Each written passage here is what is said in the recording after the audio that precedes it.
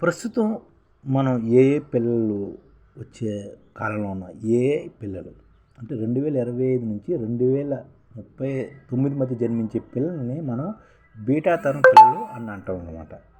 దీని గురించి ఒకసారి విశ్లేషిద్దాం. అంటే ప్రస్తుతం మనం 2025 నుంచి 2039 మధ్య జన్మించే పిల్లల్ని మనం బీటా అంటాం అన్నమాట. బీటా తరం అంటే ఇప్పుడు ఈ తరాలు మనం ఎలా విభజించామంటే 1901 నుంచి 1927 మధ్య పుట్టిన పిల్లల్ని మనం గ్రేటెస్ట్ జనరేషన్ అనమాట అనేవాళ్ళు అనమాట. ఇప్పుడు 2025 నుంచి జనవరి 1 నుంచి పుట్టిన పిల్లల్ని మనం బీటా తరం అనమాట. ఇందులో ఫస్ట్ బీటా తరం పిల్లడు ఎవడంటే జనవరి 20 అర్ధరాత్రి 12:03 మిజోరాంలోని ఐజ్వాల్ ఆసుపత్రిలో జన్మించిన ఈ అబ్బాయి అనమాట. ఫస్ట్ 2025 జనవరిలోని అర్ధరాత్రి 12:03 మిజోరాం ఆసుపత్రిలో ఐజ్వాల్ ఆసుపత్రిలో పుట్టాడనమాట. ఆ అబ్బాయి ఆ చిన్నారి అతనే బీటా తరానికి గుర్తింపుగా మనం భావించాలన్నమాట. అసలు ఆల్ఫా బీటా అంటూ వర్గీకరణ ఏంటి అనుకుంటున్నాను, దాని గురించి ఒకసారి విశ్లేషిద్దారు. అంటే మన 1901 నుంచి ఈ తరాలను విభజించారన్నమాట. 1901 నుంచి 1927 మధ్య పుట్టిన వాళ్ళని గ్రేటెస్ట్ జనరేషన్ అంటారన్నమాట. వీళ్ళు ఏం చేశారంటే మన దేశానికి దిశానిర్దేశం చేసిన అన్నమాట. అలాగే వీళ్ళని గ్రేటెస్ట్ జనరేషన్ లేదంటే జిఐ జనరేషన్ కూడా అంటారన్నమాట. ఆ తర్వాత సైలెంట్ జనరేషన్ అంటే ఇది ఏంటంటే 1927 నుంచి 1946 వరకు మరి సైలెంట్ జనరేషన్ అన్నమాట, స్వాతంత్రం ముందు వరకు. ఆ తర్వాత 1946 నుంచి 1964 మధ్య పుట్టిన వాళ్ళని బేబీ బూమర్స్ అంటారన్నమాట. అంటే మన ఇప్పుడు మోదీ గారు ఆ టైంలో పుట్టిన వాళ్ళు వీళ్ళంతా బేబీ బూమర్స్ అంటారు. వీళ్ళ కాలంలో ఏం చేసేవారంటే బేబీ బూమర్స్ అంటే దేశం గురించి ఎక్కువగా ఆలోచించేవారు. ఆ టైంలో నక్సలైట్ ప్రభావం ఎక్కువగా ఉండేది. ఆర్థికం కూడా కొద్దిగా విధంగా ఉండేది. ఒక విధంగా ఎదుగు పొదుగు లేకుండా ఈ జనరేషన్ ఉండేది, బేబీ బూమర్ జనరేషన్. అలాగే 1965 నుంచి 1980 మధ్య జన్మించిన వాళ్ళని జనరేషన్ ఎక్స్ గాను అంటారన్నమాట. అంటే ఇది మా తరం 1980 అంటే 1980 ముందే మేము పుట్టాం కాబట్టి జనరేషన్ ఎక్స్ తరం అంటారన్నమాట. ఇవన్నీ ఆ తర్వాత 1981 నుంచి 1996 మధ్య పుట్టిన వాళ్ళని జనరేషన్ వైగా అంటారన్నమాట. వాళ్ళని మిలీనియర్స్ జనరేషన్ అంటారన్నమాట. 1981 నుంచి 1996 వరకు వీళ్ళు జనరేషన్ వై అంటారన్నమాట, లేదా మిలీనియల్ జనరేషన్ అని కూడా అంటారు. అలాగే 1997 నుంచి 2010 వరకు పుట్టిన వాళ్ళని జెడ్ జనరేషన్ అంటారు. వీళ్ళేమో సాంకేతికంగా అభివృద్ధి చెందిన జనరేషన్ అనమాట. అలాగే 2010 నుంచి మొన్న 2024 వరకు పుట్టిన జనరేషన్ని జనరేషన్ ఆల్ఫా అంటారన్నమాట. 2010 నుంచి 2024 వరకు వీళ్ళని జనరేషన్ ఆల్ఫా అంటారు. ఇప్పుడు జనరేషన్ని బీటా జనరేషన్ అంటారు. ఇప్పుడు పుట్టిన 2025 నుంచి 2039 మధ్య పుట్టిన వాళ్ళని బీటా జనరేషన్ అంటారు. ఏ పదార్థాన్ని రోజు రోజుకి పెరుగుతున్న నేపథ్యంలో పిల్లల ప్రపంచం తీవ్ర ప్రభావానికి లోనవుతుందన్నమాట. దీన్ని దృష్టిలో ఉంచుకొని తల్లిదండ్రులు పిల్లల పెంపకంలో ఎటువంటి జాగ్రత్తలు తీసుకోవాలన్నది అత్యంత ముఖ్యమైన విషయంగా తయారైంది. ఈ పిల్లలు ఏ తరంలో జన్మించారో అన్న అంశం వాళ్ళ సామాజిక వ్యవహార శైలిని నిర్దేశిస్తుంది.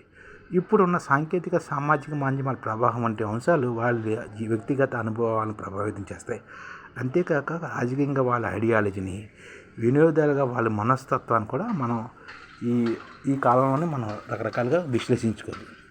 ఇప్పుడు పుట్టుకొస్తున్న బీటా బేబీలు ఆర్టిఫిషియల్ ఇంటెలిజెన్స్తో నిండిపోయిన సాంకేతిక ప్రపంచంలో జీవిస్తారు భవిష్యత్తులో. అంటే వాళ్ళ రోజువారీ జీవితం చిన్న రోబోల మధ్య సాగుతుందన్నమాట. అవి చెప్పినట్టే వాళ్ళు నడుచుకుంటారు. ఒక రకంగా చెప్పాలంటే అవి వీళ్ళకు ట్యూటర్లుగా అన్నమాట, రోబోలు అనమాట. దీంతోపాటు వాటికి అవే నడిచే డ్రైవర్ లేని కార్లను చూస్తారు వీళ్ళు. అంటే మనం అంతా చనిపోతాం, కానీ వీళ్ళు పుట్టిన పిల్లలు భవిష్యత్తులోనే రోబోల మధ్య జీవితం చేస్తారు. అలాగే డ్రైవర్లెస్ కార్ల మధ్య చూస్తుంటారు. 2030 నాటి మొత్తం జనాభాలో 16% బీటా తరానికి చెందిన వారే ఉంటారని అంచనా. 2035 నాటికి మొత్తం జనాభాలో 16% బీటా తరం వారికి ఉంటారని మనం అంచనా వేయచ్చు. బీటా తరం పుట్టిన పిల్లల్లో ఆల్ఫా తరం కంటే చురుగ్గా, తెలివిగా, టెక్ స్వామీలుగా ఉంటారన్నమాట. ఉదాహరణకి వీల్స్ ఆఫ్ ద బాస్ ఆట ఆడాలంటే అలెక్సాగా పిలుస్తారు. లెక్కల్లో హెచ్చువేతలు అంటే మల్టిప్లికేషన్ అంటే తెలియకపోతే బ్లాక్ బాక్స్ని ఆశ్రయిస్తారు. అంటే వీళ్ళు ఇప్పుడు భవిష్యత్తులోని ఈ బీటా తరం ఎలా ఉంటారంటే వీళ్ళు అంటే అలెక్సాను బాగా వాడుకుంటారు. అలాగే లెక్కల్లో హెచ్చుతగ్గులు చేయడంటే మల్టిప్లికేషన్ వంటివి తెలియకపోయినా సరే బ్లాక్ బాక్స్ను ఉపయోగించుకున్నాం. ఈ పరిస్థితి పిల్లల పెంపకంలో తల్లిదండ్రులు కొన్ని జాగ్రత్తలు తీసుకోవాలని నిపుణులు సూచిస్తున్నారు. ముందుగా మార్కెట్లోకి వస్తున్న యాప్స్, ప్లాట్ఫామ్స్ గురించి తెలుసుకోవాలి. ట్రెండ్ను అనుసరించాలి. అప్పుడు పిల్లలకు ఏవి ఉపయోగపడతాయి, ఏవి ఉపయోగపడవని తెలుసుకోగలుగుతారు. పిల్లలు ఎక్కువ టెక్నాలజీ మధ్య ఉంటారు కనుక సైబర్ మోసాలు బారిన పడే అవకాశం కూడా ఎక్కువగా ఉంది. తల్లిదండ్రులు ఈ విషయంలో పిల్లలకు తగినంత అవగాహన పెంచాలి. ఎక్కువగా డివైజులపై ఆధారపడకుండా బాహ్య ప్రపంచంలో వాళ్ళకి మంచి అనుభవాన్ని అందించాలి. కొత్త ప్రదేశాలు తీసుకెళ్ళేటప్పుడు బంధువులు, స్నేహితుల మధ్య గడపడం కూడా నేర్పించాలి.